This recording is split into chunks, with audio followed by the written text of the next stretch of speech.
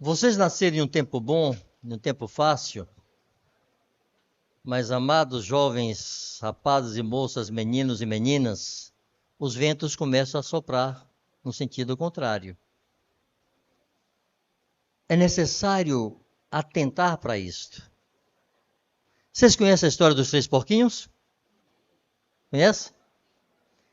Um fez a casa de palha, o outro fez de madeira e outro fez de bloco, de tijolo. Mas o que é que eles diziam? Eu me lembro da musiquinha quando era menino. Quem tem medo do lobo mau, do lobo mau, do lobo mau? Ele é de fritar bolinho e de fazer mingau. O lobo mau chegou e soprou a casinha de palha e ela voou. Isso se chama prevenção. Soldado não aprende a guerrear na guerra, ele treina antes. Eles passam por simulações de risco, de perigo. Qualquer academia de polícia militar, que não é exatamente uma força preparada para a guerra, mas eles têm cursos de sobrevivência na selva. E eles saem sem água e sem comida. E tem que se virar de comer lagarto, passarinho, comer folha, beber água suja. Porque em uma situação de confronto, podem viver aquilo. E não pode chamar por mamãe e por papai, tem que se virar.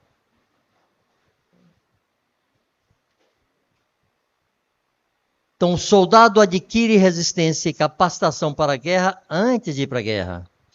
O que eu quero dizer para vocês, assim, vocês precisam preparar-se.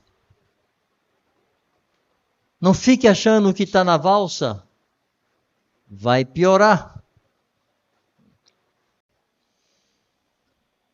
Vocês conhecem a história de Daniel e seus amigos? Daniel e seus 3 amigos. Na Bíblia lá. Estima-se que eles tivessem alguma coisa em torno de 14 anos. Talvez um pouco mais, talvez um pouco menos. Foram levados escravos para a Babilônia. Vocês acham que eles foram os únicos judeus levados escravos para a Babilônia? Centenas de jovens foram levados.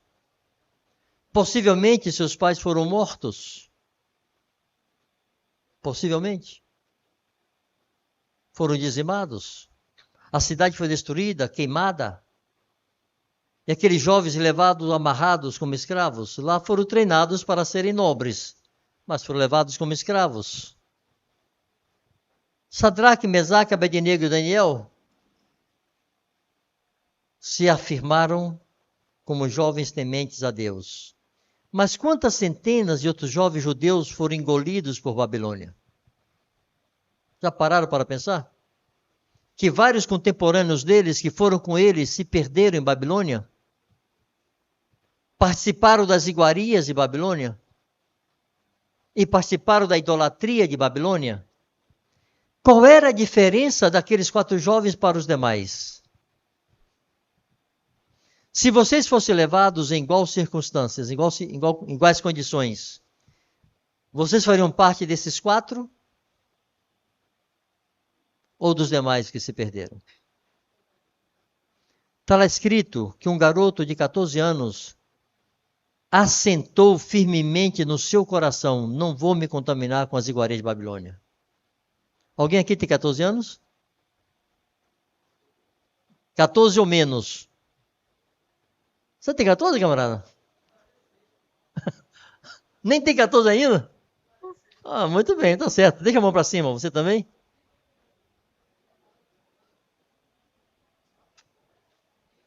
Dê uma viajada agora. Se imaginem sendo levados escravos para um país distante. Um país idólatra. E o rei serve um banquete todos os dias para aqueles jovens. Que o rei quer capacitá-los, que sejam estudiosos, e sejam fortes, porque o rei quer usá-los no seu reino. Mas é um reino idólatra. E vocês olham para aquela comida e falam: a lei de Moisés não deixa eu comer isso não. Não vou comer não. Aí o cara responsável pela comida fala: você vai ter que comer. Porque se você ficar fraco, o rei me mata. e eu não vou morrer por sua causa, vai ter que comer. Olha a pressão. Você recebe pressão na escola? Na vizinhança? Não é bullying não, é ameaça. É muita pressão. E aquele guri de 14 anos fala assim, não vou comer não.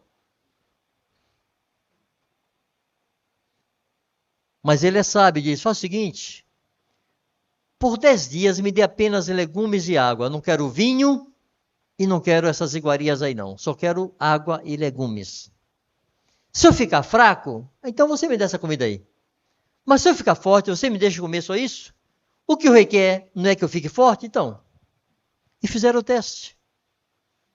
Mas, gente, é uma pressão violenta. Não pense que eles estavam dormindo sozinhos. Era um alojamento com centenas de jovens. E era um refeitório com centenas de jovens. E eles eram os esquisitos diferentes. Eu quero que vocês comecem a pensar que vocês precisam dizer não em coisas pequenas e simples. Se acostume a sofrer oposição sem ficar com a cara vexada querendo chorar. Sem correr para os braços da mamãe. Daniel não tinha mamãe e papai para correr para os braços, não. Estava sozinho. E precisou afirmar-se. Deus quer que vocês sejam treinados para enfrentar situações difíceis e contrárias, que não dependam de nós, os tios, nem dos irmãos mais maduros aí, Elias e companhia, Reuel, etc., Cessa, se virarem sozinhos, jovenzinhos,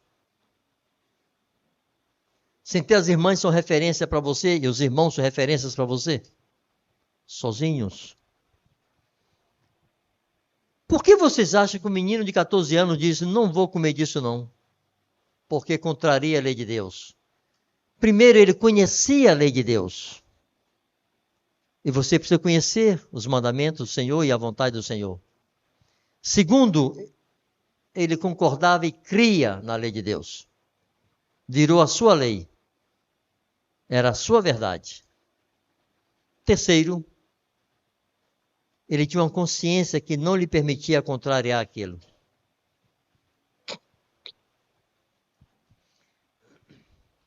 Quando aqueles jovens cresceram, eles se tornaram gente importante no reino de Babilônia. Se tornaram ministros.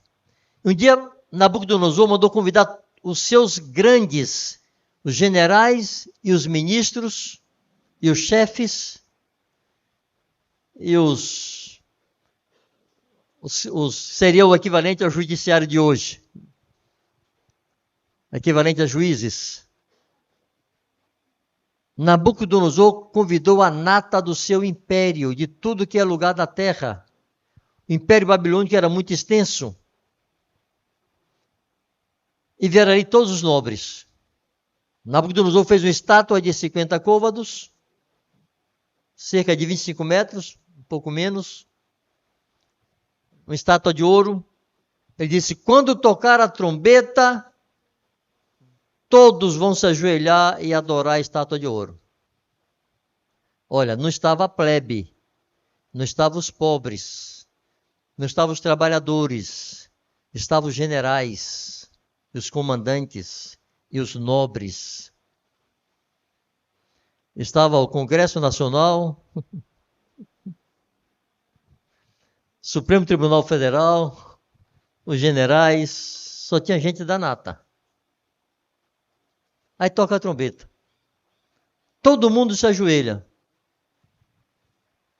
3 jovens de pé. E eram ministros também, eram nobres também. Mas... gente, não eram uns gatos pingados quando somos aqui, não. Havia um mar de gente nobre de joelho. E 3 homens jovens de pé. Aí correram para fofocar com o rei. Aqueles 3 judeus não se dobraram, não. O rei se irou. Como assim se atreveram a contrariar a minha ordem? Manda esquentar a fornalha 7 vezes mais aí. Chamou eles e disse, Se vocês não se dobrarem, vocês serão lançados na fornalha de fogo. E eu quero ver qual é o Deus que vai livrar vocês disso. Eles não fizeram como os crentes da confissão positiva fazem hoje em dia. Deus não vai deixar, Deus vai nos livrar. Não fizeram isso não. Disse, fica sabendo, rei, que se o nosso Deus quiser, ele nos livra de tuas mãos e da fornalha de fogo. Se o nosso Deus não quiser, nós pereceremos. Mas nós não nos dobraremos. Percebe a diferença? Eles não tinham certeza que Deus iria livrar eles, não. Eles cogitavam da possibilidade de morrerem queimados. Mas disse, nós não nos dobraremos. É essa estirpe de gente que Deus quer levantar no meio da igreja? Não nos dobraremos nem às ofertas do pecado, como as iguarias de Babilônia, nem às ameaças do pecado. Não nos dobraremos. Irmãos, isso exige relação com Deus. Isso exige forte convicção no homem interior. Isso exige conhecimento das Escrituras. Exige oração regular. Convicções fortes. Eu tenho perguntado repetidas vezes, é possível que vocês já tenham me ouvido perguntar isso, eu vou perguntar de novo. Daniel tinha cerca de 14 anos quando foi levado escravo e recusou as iguarias de Babilônia. Que idade vocês acham que ele tinha quando ele foi lançado na cova dos leões?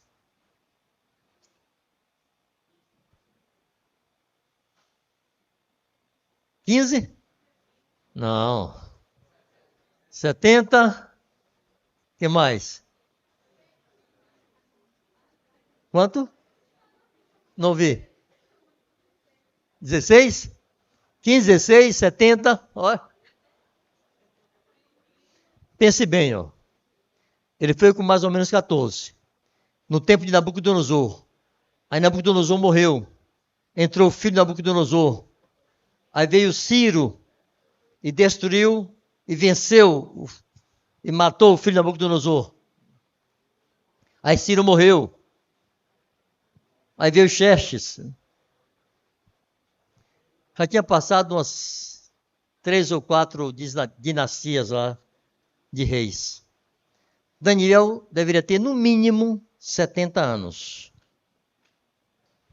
Era um velho. Talvez tivesse mais. Qual é a diferença daquele velhinho de barba branca e aquele jovenzinho de 14 anos? É só experiência e sabedoria. Mas a firmeza de caráter e definição por Deus era a mesma. Meninos e meninas, rapazes e moças, idade não confere santidade.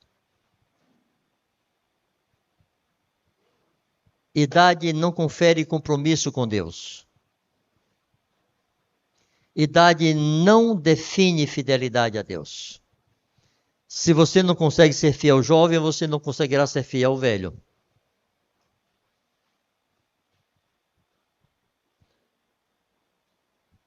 As convicções eram as mesmas, a base era a mesma. A definição por Deus era a mesma. Os tios de cabelos brancos que estão aqui falando com vocês nesse retiro e durante a vida de vocês na igreja, não tiveram sempre os cabelos brancos. Eu me converti com 18 anos. Irmãos, eu nunca tive um segundo de dúvida se seguiria ou não a Jesus. Já pequei, já me escandalizei com coisas na igreja, já fui ofendido na igreja, caluniado na igreja, fofocado na igreja. Até hoje, tem fofoca com meu nome por aí, vocês não imaginam. E agora tem internet, né? Estou mais sujo que galinheiro aí na cabeça de alguns. Não muda. A definição que eu assumi aos 18 anos é a mesma aos 64 anos. Houve experiência, se adquire uma série de coisas, se exercita em uma série de coisas, se adquire dons, se recebe dons, enfim.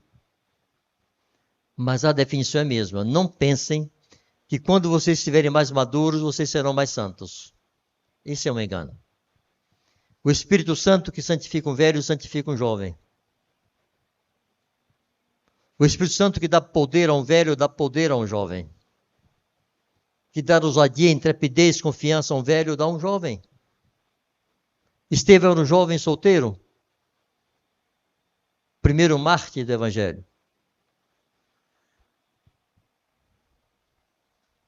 Bom,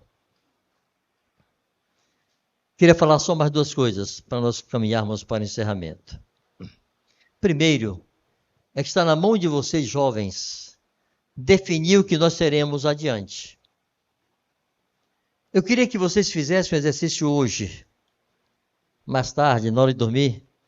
Vão ser daqui, vão comer, depois vão conversar, vão brincar, vai ter comunhão. Aí vai dormir, deita na cama e para pensar. O que é que essa congregação será daqui a 10 anos? Tenta fazer um exercício. Daqui a 10 anos vocês serão todos adultos. Os adultos serão já mais madurões. As crianças serão jovens, os jovens serão adultos. Como será a igreja quando eu for adulto, ou for mais velho, ou for mais maduro? Daqui a 10 anos, como será? Tenta imaginar. E pensa assim, qual é a minha participação nesse processo? O que é que eu vou fazer para que esteja melhor ou pior? Se eu seguir fazendo o que eu estou fazendo hoje, o que é que os jovens daqui a 10 anos... Porque daqui a 10 anos, alguns de vocês vão ser chamados de tio, viu? Elias já é chamado de tio.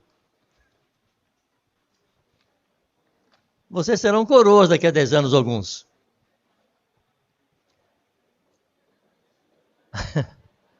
Aí vocês vão estar falando para os mais jovens. Com que cara eles vão estar olhando para vocês? Há um testemunho a apresentar?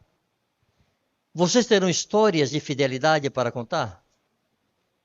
Vocês terão histórias de serviço, de abnegação, de renúncia, de sacrifício?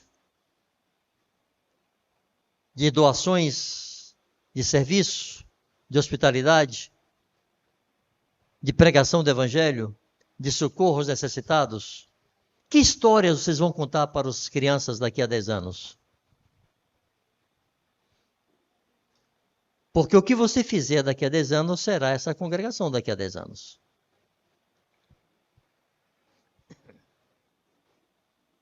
Alguns não gostam, ficam achando que é discurso chato de velho rabugento. Mas nós já fomos diferentes. A culpa não é de vocês se nós não estamos tão bem hoje. A culpa é nossa e daqueles que conosco caminharam esses últimos 25 anos. Outro dia, em um encontro de líderes, eu fiz uma brincadeira. Eu peguei uma jarra de limonada bem concentrada, de 15 ml. E pedi 5 voluntários que ficassem de costas para a mesa. Aí peguei um copo de 100 ml, enchi de limonada, chamei o primeiro voluntário e disse, bebe aqui. Que tal? Boa limonada, joia. Vira as costas. Aí peguei água limpa, 100 ml e completei. Então já houve uma diluição de mais 100 ml de água sobre aquela limonada. Mexeu para homogeneizar. Chamei o segundo voluntário. Mais 100 ml daqueles 500 já diluído. Bebeu. Aquela limonada já não era igual à primeira. Mas ele não sabia. A limonada que ele encontrou foi aquela. Vira as costas. Peguei mais 100 ml, completei de novo. Joia. Ele disse joia. Aí eu botei, de novo voltou a ser 15 ml, mas agora tinha 200 ml de água diluindo. E olha que não estava diluindo os 500 originais, se subtraiu 200 ml. E se acrescentou 200 ml de água. Aí chamei o terceiro. E aí... Mas era o que ele tinha. E o quarto e o quinto. No quinto, irmãos, era quase água pura. Tinha lá longe uma pitadinha de limão. Eu disse para eles assim, irmãos, vocês não têm culpa se essa limonada foi diluída. Mas vocês não têm o direito de dizer para mim que um dia ela não foi concentrada. Eu provei da primeira limonada e sei que ela era diferente. Você encontrou a realidade diluída e você não tem culpa. Mas você é obrigado a aceitar daqueles que fizeram a limonada que ela está diferente e diluída. E você é corresponsável em reconcentrar essa limonada. Ou desistir dela. O que nós não permitiremos é que siga diluindo. Nós não vamos pastorear bodes. Há um evangelho que recebemos e que se diluiu.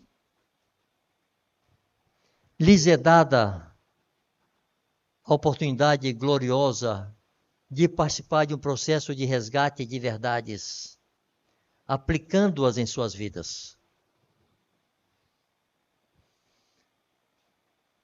Em 2017, eu compartilhei uma palavra com jovens intitulada Não há conflito de gerações no reino de Deus. Estava uma onda de geração X, geração Z, geração Y, geração ômega, não tinha mais fim. Disse, gente, isso existe no mundo. Se atesta isso. Na igreja não. O conflito de vocês não tem que ser com os meus cabelos brancos. Vocês não podem dizer assim, tio, eu sou de outra geração. Na igreja só tem a geração que teme a palavra de Deus. Não tem outra geração na igreja. A igreja não se adapta aos séculos e aos anos. A palavra de Deus é imutável. Ela é atemporal e acultural. É qualquer cultura e qualquer tempo. Ela vale o que ela é.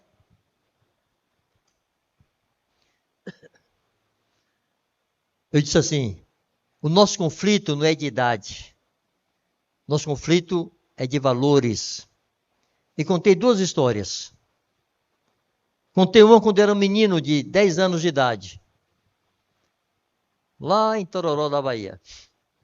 Estava na praça, conversando com os colegas. Naquele tempo, ainda se podia ficar crianças sozinhas na praça juntas. Viu? E um coleguinha disse, meu pai falou que homem que só tem uma mulher não é homem. O infeliz do pai do menino, estava ensinando para ele que homem para ser homem tem que ter duas mulheres. Vocês sabem qual foi minha reação? Eu levantei e disse, olha aqui, meu pai só tem uma mulher e é mais homem do que o seu. E tampei a mão na cara dele, literalmente. Enfiei a mão na fuça dele. Gente, eu estava tendo conflito com alguém do meu tempo. Eram dois meninos de 10 anos brigando na rua. Porque um disse que o homem tem que ter duas mulheres, senão não é homem. E o outro disse que quem tem mais de uma mulher não é homem. Para ser homem tem que ser uma só. Você percebe? Não era um conflito de gerações. Era um conflito de valores. Se vocês caírem nesse engodo e engano de que é um conflito de gerações, que os mais velhos não entendem vocês vão perecer. Porque vocês não vão receber a verdade. Porque esse velho de cabelo branco não sabe de nada, ele não está no meu tempo, não sabe o que eu vivo. Eu me lembro quando eu cheguei do Marrocos, 2010, estava no auge a campanha anti-Sambalá. Os mais velhos aqui vão se lembrar disso. Pega o Sambalá, enfoca o Sambalá, escorraça o Sambalá, Tobias. Sabe como isso nasceu? Aquele tio que estava aqui ontem, Marcos Moraes, estava pregando no encontro, no retiro de jovens, com todos os jovens da igreja, lá em Barra de Pojuca. Barra de Pojuca? Barra de Pojuca. Aí um guri, de uns 13 anos, que eu tô doido para saber quem é até hoje, para dar um cascudo nele. Ele disse, o que é que esse velho está falando aí?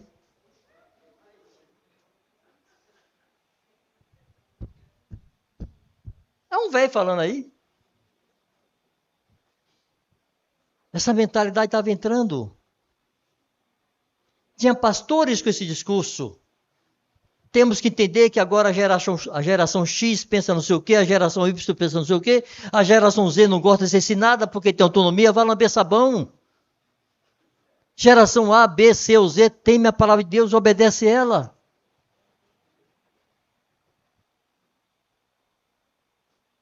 Se a geração de santos se adequa ao mundo, deixa de ser geração de santos. Não importa a idade que tenha. A doutrina não muda. Filho, obedece pai e mãe, valia para 2000 anos atrás e vale hoje. Filho, honra teu pai e tua mãe, vale para hoje. Fugir da impureza, vale para hoje, como valia 2000 anos atrás, quando essas cartas foram escritas. Os fornicários não entraram no reino dos céus há 2000 anos atrás e hoje também não vai herdar. Os mentirosos, os roubadores, os efeminados, não vão herdar, está escrito. Os homicidas, feiticeiros, não muda. Por mais que nos adequemos, por mais que se torne politicamente errado, Deus não muda. A outra situação, eu já estava com quase 30 anos, trabalhava na indústria petroquímica. Já contei 1.300 vezes essa história. Os colegas estavam contando histórias de como eles faziam para enganar suas esposas. E riam das suas esposas. E voltaram para mim. E aí, irmão, você faz como? Eu disse, rapaz, me deixa quieto. Insistiram. Eu vou contar aqui uma parte da minha resposta que eu nunca contei por aí.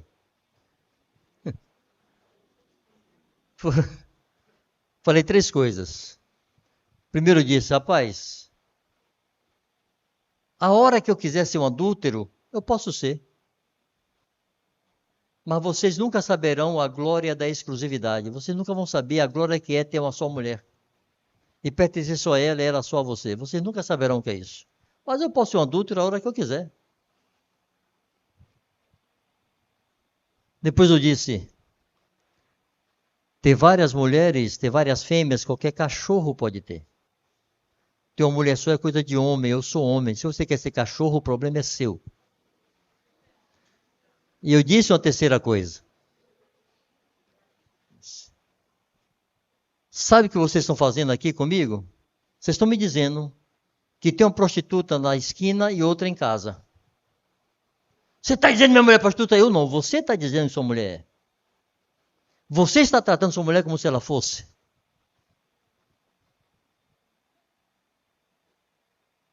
Eu tinha 27 anos.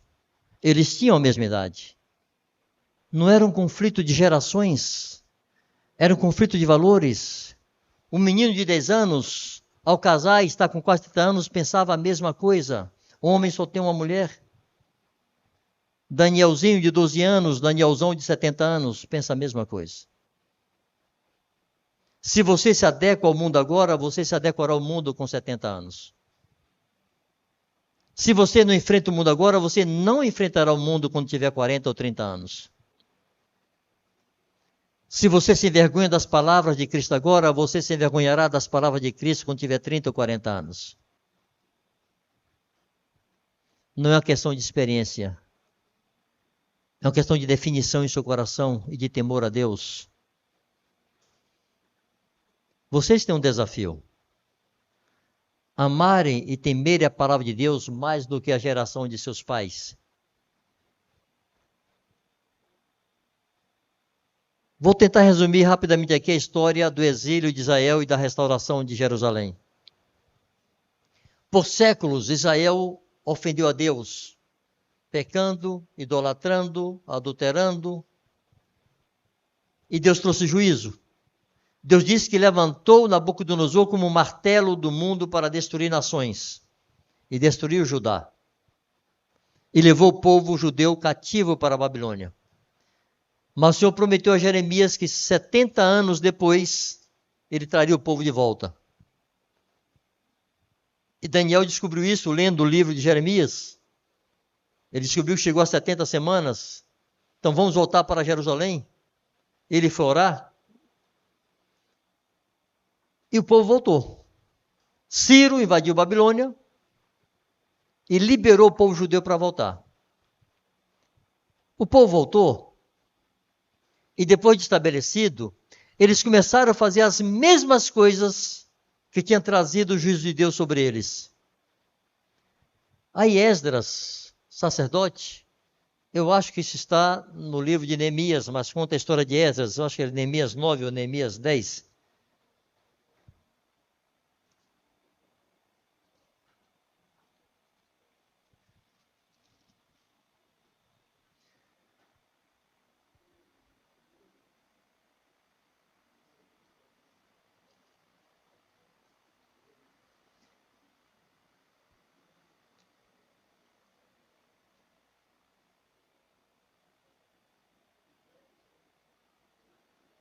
Alguém que não quer procurar para mim, não?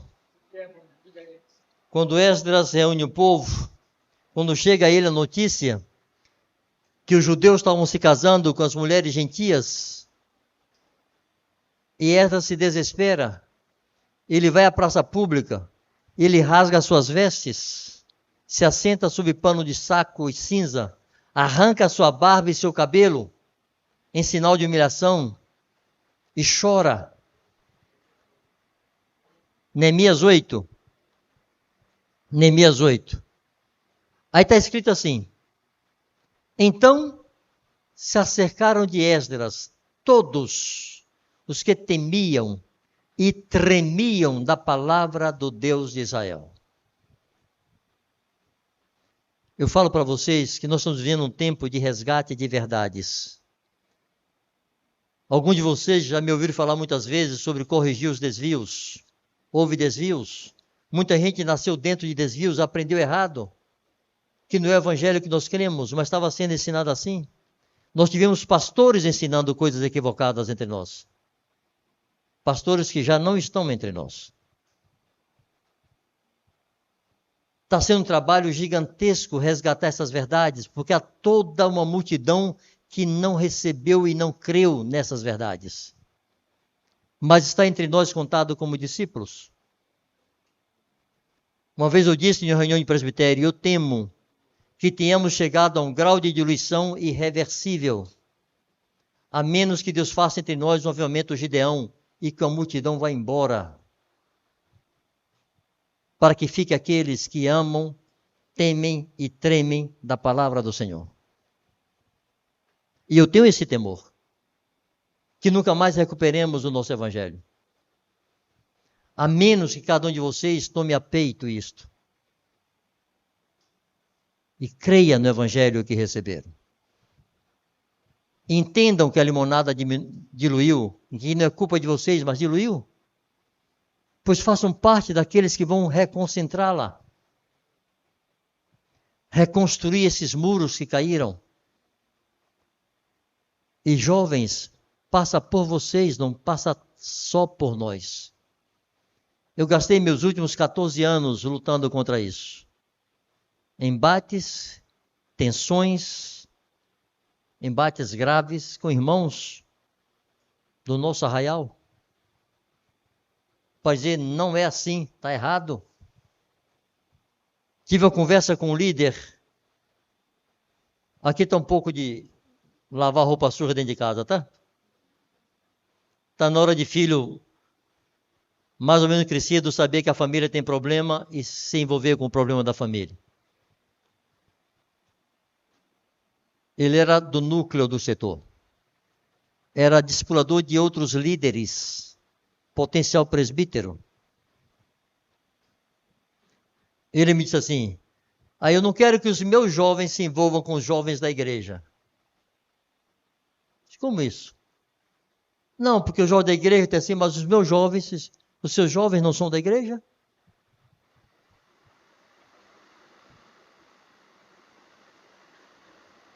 Consegue me ouvir com a chuva? Eu comecei a falar para ele do ministério do corpo de Cristo. Essa história do pâncreas com o pé, do fígado, que a mão não é a junta com o dente, mas é a mão que escova os dentes, e por aí vai. Eu disse, irmão, não pode haver ministérios personalizados entre nós. Não tem que ter digital de ninguém. É o ministério do corpo de Cristo. Todos trabalham para que o corpo esteja com saúde. E não a minha junta. Ele me disse assim, você está me dizendo que fulano de tal ensinou tudo errado? Fulano de tal era um dos nossos presbíteros. Eu faço o que agora com isso? Que culpa tem aquele rapaz? Se ele ouviu de um presbítero? Eu disse, rapaz, eu não citei o nome dele, não sei o que ele está ensinando aqui, mas se ele ensinou diferente, ensinou errado, sim, a nossa fé é essa. Passaram-se uns dias e houve encontro de líderes. Eu disse, irmãos, o membro não pertence à junta, o membro pertence ao corpo. A junta é a relação mais imediata, prioritária, preferencial, mas não é exclusiva. Todos os membros do corpo podem tocar em todo o corpo. Discipulado não é possessão. Ele se levanta e diz, Vanjo, você está enfraquecendo a junta, o mesmo irmão. Disse, por que, meu irmão? Você está tirando a autoridade do discipulador. Disse, e discipulador tem autoridade? Aí deu tela azul, né? Qual é a autoridade do discipulador? Disse, meu irmão, o discipulador não tem autoridade. É uma relação de serviço e de amor. O discipulador não recebeu imposição de mãos, não foi investido de autoridade para presidir, nem direcionar nada. Ele vai ensinar a guardar, guardando. Há dois tipos de autoridade que ele pode ter. Primeiro, a autoridade do corpo de Cristo. Sujeitando-vos uns aos outros no temor de Cristo. Efésios 5, 21. Quem é o mais novo convertido aqui? Quem se batizou por último aqui? Maiara? Qual a sua idade, Maiara? Aquela que é mais novinha, serve melhor, por exemplo, tá? 14 anos. Maiara, eu tenho 46 anos de convertido. Quando eu me converti, talvez seu pai não tivesse nascido ainda. Né? Pois é. Aí você tem 12 meses de convertida. Mas se você me ver a mim, seu tio, pastor velho de cabelo branco, me comportando mal, eu estou aqui tratando o Eric com grosseria. Você, Maiara, pode chegar para mim e dizer assim, tio, está errado. Faça isso não. Deus não gosta disso não. A Bíblia manda tratar todos com honra. Aí eu pergunto, Maiara, você faria isso? Tem coragem? Mas você pode fazer. Você tem autoridade bíblica para corrigir o tio se você surpreendeu o tio fazendo coisa errada. Porque a Bíblia diz em Gálatas 6, verso 1, irmãos, se qualquer de vós, o mais novo ou o mais velho, qualquer de vós for surpreendido em alguma falha, vós que sois espirituais deveis corrigi-lo com espírito de brandura. Então, Maiara, você tem essa autoridade. E essa autoridade, discipulador também tem. Qualquer um corrige qualquer um. Não importa a sua função nem sua idade. Com espírito de brandura. Eu disse mais, a outra autoridade que o discipulador tem. Lá no final do Sermão do Monte, no capítulo 7 de Mateus, Gálatas 6:1. O último versículo do capítulo 7 de Mateus termina dizendo assim, quando Jesus terminou de falar, as multidões estavam maravilhadas, porque ele falava como quem tem autoridade. Gálatas 6:1. Mas, irmão, Jesus não era uma autoridade reconhecida em Israel. Mateus 7:29. Ele não fazia parte do sinédrio. Ele não era da classe dos fariseus nem saduceus. Ele não era escriba, ele não era sacerdote. Ele era o filho de José, um carpinteiro. Era uma figura controversa, criticada.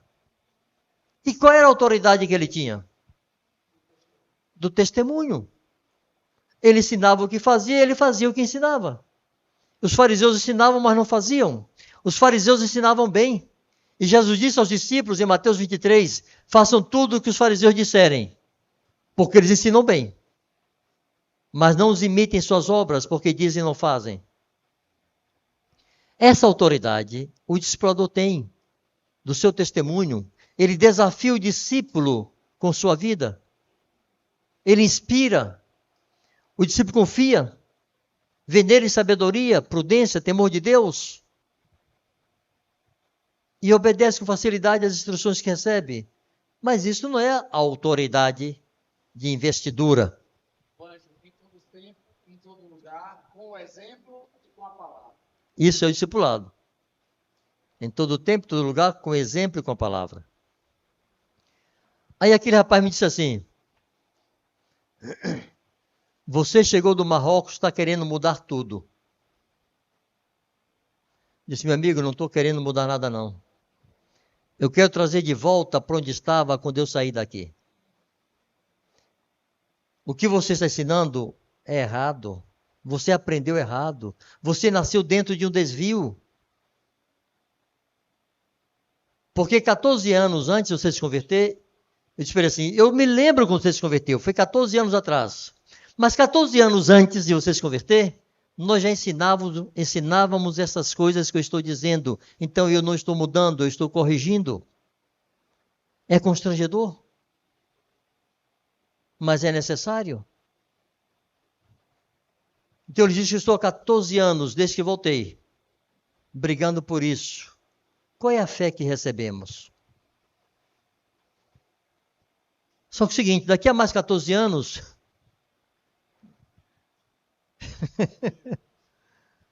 eu tenho 70 e lá vai. 78. É fim de carreira. Mas vocês estarão maduros, ainda jovens, muitos de vocês. E vocês terão que garantir isso. Então, aqueles que temem e tremem da palavra do Senhor, hoje, cabe a estes pegar a espada e fazer valer a verdade. Amém? Chamando-os a corresponsabilidade conosco. Não é responsabilidade do presbitério garantir a verdade. É responsabilidade do reino de sacerdotes, do corpo de Cristo. Eu tenho feito quase um mantra com o verso 3 e 4 do livro de Judas. Não é Judas Iscariotes não, viu? É Judas, irmão de Jesus, que escreveu aquela carta. Ele fala sobre batalhar diligentemente pela fé que foi confiada aos santos. A fé foi confiada a vocês todos, a nós todos. A fé não foi confiada aos apóstolos, profetas, evangelistas, pastores, mestres, diáconos, líderes, não. A todos. E todos têm que batalhar.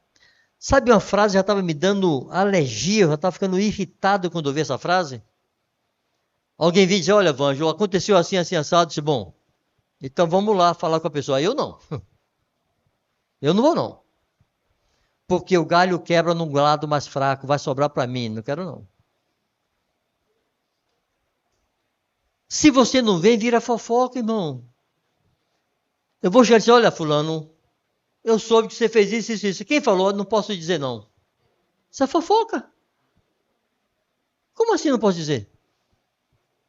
Você tem que vir comigo. Não, não vou não. Não vou. Olha, não tinha trator que trouxesse. Mas depois, não, mas a igreja está com problema.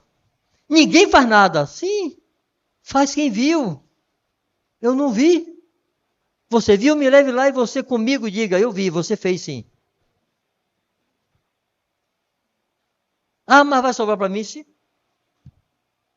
Na guerra nós nos ferimos. Nos machucamos.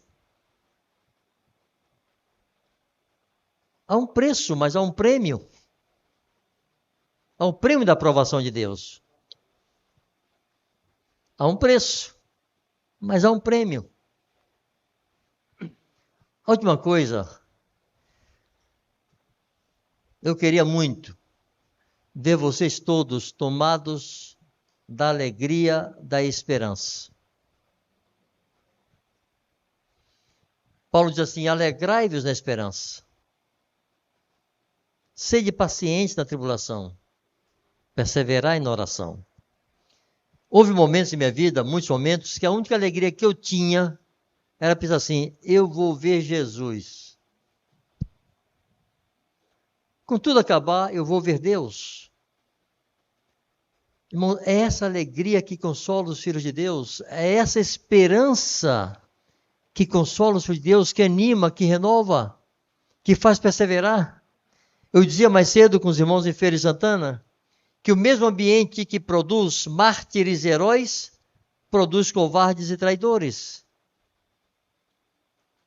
Quando é que os traidores são revelados? Em duas circunstâncias, via de regra.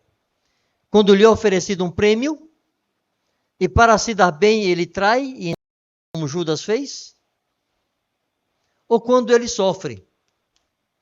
Leva para o quartinho, começa a arrumar a cabeça na parede. Ele diz: eu entrego, foi fulano, foi ciclano, foi Beltrano. Entrega todo mundo.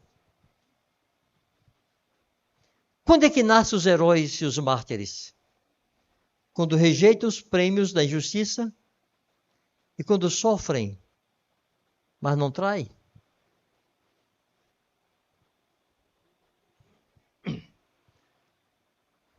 A esperança, a certeza de que não somos deste mundo e que é uma pátria celestial, isso tem que nos consolar, animar e renovar diariamente.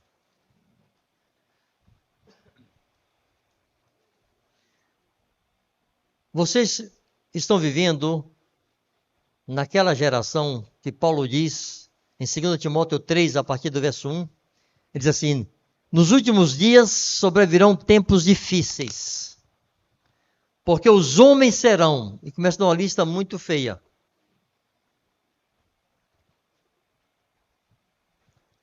Vai falar de traidores, enfatuados, desafeiçoados, sem afeição natural, desobedientes aos pais, blasfemadores, né?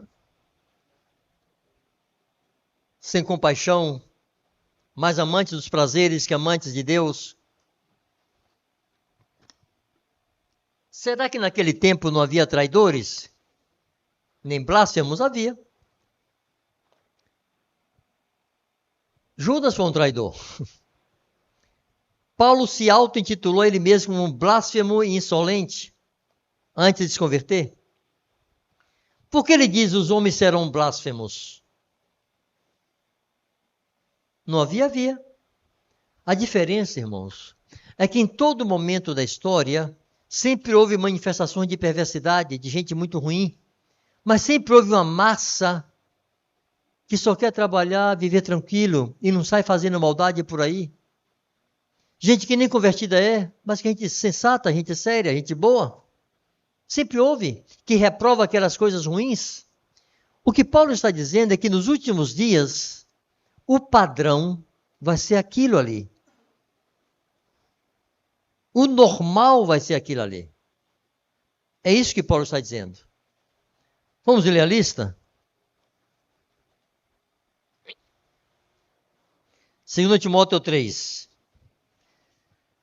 Sabe, porém, isto: nos últimos dias sobrevirão tempos difíceis, pois os homens serão egoístas, avarentos, jactanciosos, arrogantes, blasfemadores, desobedientes aos pais, ingratos, irreverentes, desafeiçoados, implacáveis, caluniadores, sem domínio de si, cruéis, inimigos do bem, traidores, atrevidos, enfatuados, mais amigos dos prazeres que amigos de Deus. Sempre houve gente assim. Mas não era a marca. Isso vai ser a marca dessa sociedade dos últimos tempos. E vocês vão ser sal e luz nesse tempo. Vocês serão profetas nesse tempo. Alguns dos jovens rapazes aqui serão os pastores de meus netos. Líderes, moças casadas e solteiras servindo a Cristo, com toda a definição. amando a Deus, enfeitando e embelezando a doutrina, não permitindo que a doutrina seja difamada, sendo luzeiros no mundo no meio de uma geração pervertida e corrupta. Eu quero repetir o que eu tenho dito em vários ambientes. Vocês serão a geração que verão o sinal do Filho do Homem, quando ele vier sobre as nuvens, na glória do Pai e dos santos anjos. Dificilmente eu testemunharei isso. Possivelmente eu estarei morto. Mas vocês estarão aqui. Vocês verão isto. Ou não. Vocês se gloriarão em Cristo. Ou não. Por decisões e caminhos que vocês escolhem agora. Eu estou dizendo que é possível amar e glorificar a Deus, solteiro ou casado. Me lembro quando eu fiz 25 anos de casados, nós estávamos no Marrocos, eu escrevi algo para minha esposa e disse assim: eu nunca sonhei para nós o sonho dos românticos. Um ninho de amor só nosso e para nós. Nunca sonhei isso. Eu sonhei que a nossa casa fosse o que é? Uma casa aberta, lavando os pés aos santos, levando o evangelho aos perdidos, socorrendo, hospedando, servindo. Falava em outro retiro outro dia, assim: jovens, por favor, troque o chip do divertir e bota o chip do servir. Tira o chip do entretenimento e bota serviço. Jovens terem valores nobres, quererem servir a sua geração, fazer bem a sua geração, deixar marcas de Deus na sua geração,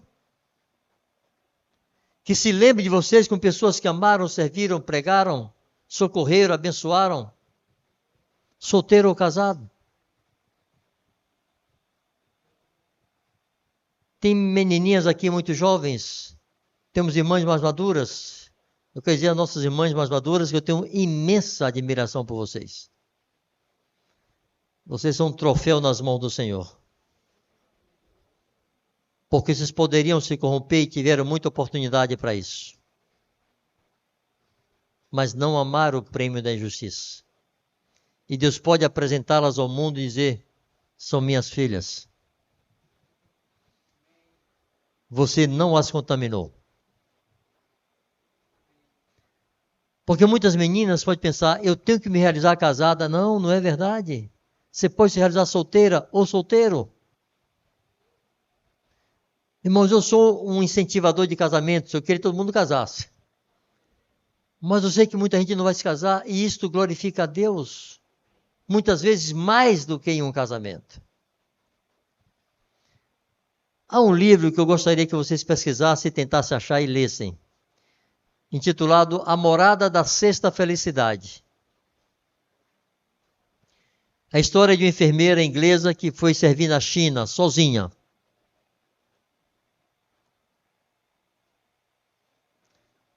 Parece meio esquisito, mas o que eu quero destacar é que aquela moça tinha ideais nobres, ela queria servir a Deus. A morada da sexta felicidade.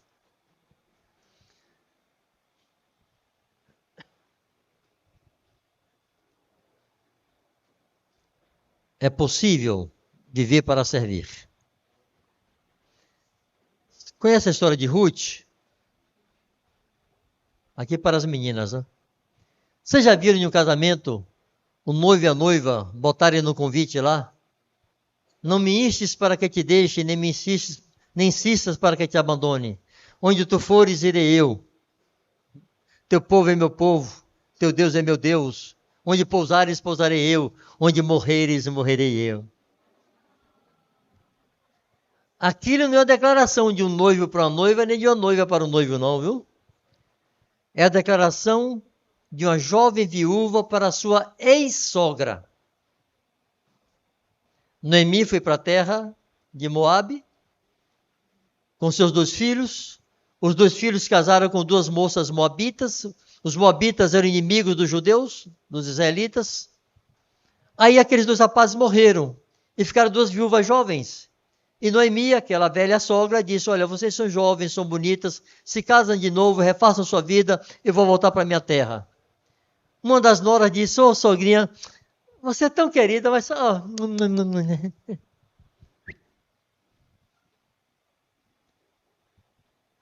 Aí Ruth disse: não me instes para que te deixe.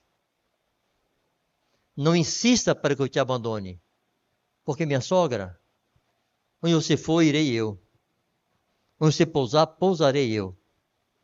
Teu povo é meu povo, teu Deus é meu Deus. Onde você morrer, eu vou morrer com você. Ruth não sabia que ela seria a tataravó do rei Davi. Ela não sabia que ela estaria entre os ancestrais de Jesus. Ruth não sabia que o Salvador do mundo seria seu descendente. Deus viu nobreza no coração daquela moça. Substituam seus sonhos, às vezes fúteis, por ideais nobres. É possível. Tira o chip do divertir, bota o chip do servir. Tira o chip do entretenimento, bota o chip da nobreza. Abençoar minha geração. Fazer bem a minha geração. Eu comecei a trabalhar na indústria petroquímica com 20 anos. Eu ganhava cerca de 10 a 12 salários mínimos, oscilou ao longo dos anos. Me casei com 21. Mas eu tinha assentado em meu coração que eu viveria com salário base. Todo o adicional de turno e de periculosidade eu ia dar de oferta para missionários e socorro aos pobres. Só que quando eu comecei a trabalhar, somando adicional de turno com periculosidade, daria 42% sobre o meu salário base. Eu me casei assim, recebi o salário no final do mês, tinha as deduções normais, eu fechava o olho, pegava o base e o resto, doação. Com o passar do tempo, lá nos anos 80, quem se lembra aqui, os cabelos brancos, política de arroxo do governo, salário retido, o sindicato brigava e aumentava o adicional. Quando eu fui demitido, a soma dos adicionais de turno com periculosidade dava 83% sobre meu salário base. Eu continuei vivendo com meu salário base. Com 3 filhas. Porque eu queria servir a Deus com meu dinheiro. Socorrer necessitados e sustentar missionários. Eu tinha 20 anos. Antes de me converter, eu queria ser rico. Queria trabalhar para ter dinheiro, ter um carro bom, esportivo, botar para quebrar. Era capoeirista, tirada valente, se mexer comigo vai apanhar. Aí me converto. E meus ideais mudam. Deus se fez homem por amor a mim. Por que eu não posso dedicar minha vida para Ele? E meus bens, e minha inteligência, e meus dons? Hoje de manhã eu dei uma lista enorme para os irmãos lá de feira. De nomes de pessoas e de livros. Vocês me permitem fazer isso aqui só para encerrar? Anotem alguns nomes para vocês pesquisarem. Eu vou citar os nomes e contar um pouquinho da história de cada um, bem rapidinho. Tá? Que hora é essa, gente? John Patton. John Patton. Patton com 2 T's. Foi um escocês que resolveu evangelizar indígenas antropófagos, canibais, nas Ilhas Hébridas, no Pacífico Sul. Essas ilhas hoje têm outro nome. Mas se você entrar no Google aí, Ilhas Hébridas, você vai achar onde é que elas estão localizadas. Aí quando ele estava para ser enviado, na reunião da igreja, todo mundo ali falando e orando e tal, um senhor se levantou e disse: meu jovem, você está louco? Ele era casado e tinha um filhinho de 1 ou 2 anos. Você está louco indo com sua família para esse lugar? Os canibais vão comer você. Ele disse: meu irmão, no grande dia da ressurreição, o meu corpo ressurgirá tão glorioso quanto o seu. E não fará diferença se eu terei sido comido por canibais ou por vermes. Você prefere ser comido por vermes no caixão? Eu quero ser comido por canibais. Não tinha 30 anos. Casado com um filhinho de 1 ano. E foi. Conheço a história de John Patton. Um segundo. Aqui é que não vou saber escrever mesmo, viu? David Livingstone. David Livingstone. Vai adiante. Aí, já está aí, ó. Surgiu lá. Missionário Explorador Britânico. Primeiro da lista ali. Bota a setinha em cima e clica. Esse homem aí. Quase foi devorado por um leão lá na África do Sul, mas é o seguinte. Ele nasceu no auge da Revolução Industrial na Inglaterra. Era de origem pobre, sua família trabalhava em fábricas de carvão para alimentar as máquinas a vapor. Havia uma verdadeira escravidão e exploração da mão de obra, né? Daí as conversas de Marx sobre justiça social. Mas aí, ele fez medicina, ele se formou em geografia e foi ser missionário na África do Sul. Este homem descobriu as nascentes do Nilo. Esse homem descobriu as cataratas de Vitória, que até hoje tem esse nome. Ele colocou esse nome em homenagem à rainha Vitória da Inglaterra. Tempos depois, depois que ele havia morrido, anos depois, missionários chegaram na mesma região que ele estava, não sabiam que ele tinha passado por ali, e começaram a falar de Jesus para um dos nativos. E começou a dizer como Jesus era reto, o caráter de Jesus perfeito, o qual não cometeu pecado, nem na sua boca se achou engano. E os nativos disseram: nós conhecemos ele. Como assim? Ele esteve aqui. Não, ele não esteve aqui. Ele nasceu e morreu em Israel, lá no Oriente Médio, há 2.000 anos atrás. Não, ele comeu com a gente aqui. Depois de muita conversa, os missionários se deram conta que aqueles nativos se referiam a David Livingstone.